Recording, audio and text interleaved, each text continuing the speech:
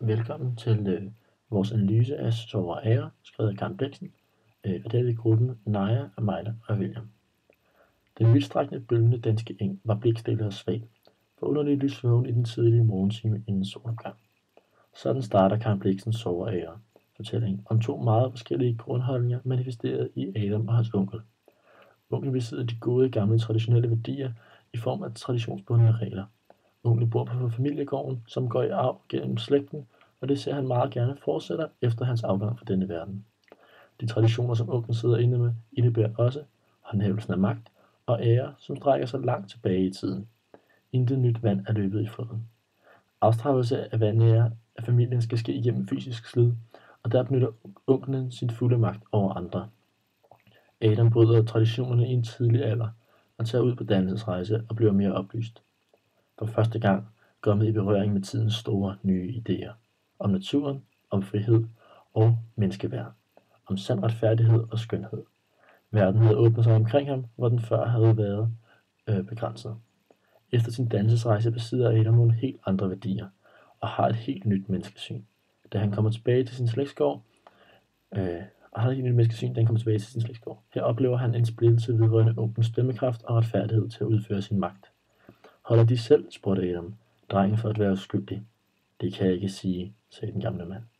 Adam sætter spørgsmålstegn ved grundlaget for, at en måske helt uskyldig drengs mor skal pløje en hel mark på kun en dag, i modsætning til onklen, som ser afstraffelsen som en retfærdig, uanset vægten af grundlaget.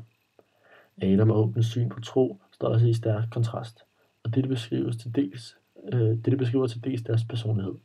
Adam foretrækker den nordiske mytologi som trosretning. Og jeg har undret mig over, at vi aldrig før nu har forstået, hvor langt vor nordiske mytologi i moralsk storhed overgår den græske og romerske. De græske guder og gudinder, var vægsindede, grusomme, uden højhed eller medynk. Ja, uden virkelig heltemod. De værdier Adam fastlægger og ser som storslået, er netop de værdier onklen ikke har, da Adam vægter retsindighed og venlighed højere end de gamle græske værdier. Til de blonde guder i Asgård besad høje menneskelige dyder.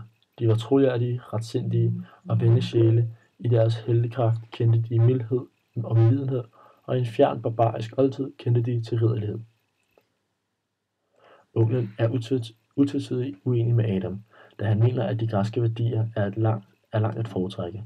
Disse værdier blandt andet indebærer magt, ære og ikke mindst den sociale arv. Nedbrændingen af laden på gården ser onklen som en skam over familiens navn, og derfor vil han gerne afgive en straf, selvom det er meget uretfærdigt går ud over en kvinde og hendes lille dreng, da han vægter ære højere end menneskelige værdier, som f.eks. medlidenhed. Der ses i høj grad en splittelse i Adam i fortællingen, da han gennemgår en udvikling. Fra at starte ud med at komme hjem til familiens gård, med troen på, at eksistens går forud for essens. I det han begynder at tro på egne valg og udforske verden, og han tager et valg om at bryde den dominerende samfundsorden. Da han vender tilbage til gården og tilbage til de gamle traditioner, begynder han mere og mere at reflektere over livets store spørgsmål og de store magter. Han så i dette øjeblik, tænkte han, livets veje som et sammenvundet og indviklet væv, en labyrint. Det var ikke ham eller nogen dødelig givet at redde det ud, eller skille vævets tråde ud. Liv og død, lykke og ulykke, fortid og fremtid, var sammenføjet i mønstret. Her ser Adam, at det brud på traditionerne, som han begik ved at tage på dannelsesrejse, ikke førte til afstand fra de gamle værdier, som familien, slægt og videreføring af den sociale arv.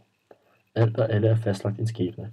Om Adam vil det eller ej, så er hans valg fastlagt. Han hører til gården, og det er her, han skal videreføre slægten. Adam går fra at have et nyt syn på verden og et helt andet menneskesyn end onklen, til at vende tilbage til gården, som virker hjemvandt, og blive omvendt til at tro på, at han er bestemt til at blive på gården og føre slægten videre, ligesom hans onkel også mener, han skal.